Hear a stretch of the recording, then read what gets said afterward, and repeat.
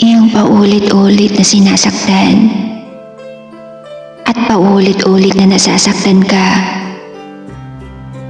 Pero nanatili ka pa rin sa kanya kahit sobrang sakit na. Pero minsan ba, tinanong mo yung sarili mo kung bakit? Hindi, di ba? Kasi hindi mo maiisip yun eh. Dahil ang alam mo lang ay mahal mo siya, na kahit sobrang sakit na, tinitiis mo na lang. Kasi nga ang alam mo, mahal na mahal mo siya.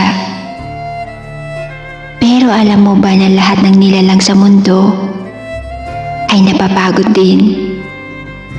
Saka mo lang kasi maramdaman yung pagod kapag wala na talagang saysay pa yung ginawa mong pagpapakatanga sa kanya.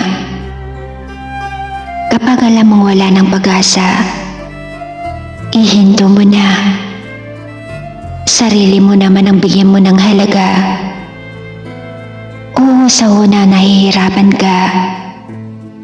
Pero kapag unti-unti mo nang natatanggap, saka mo sabihin sa sarili mo na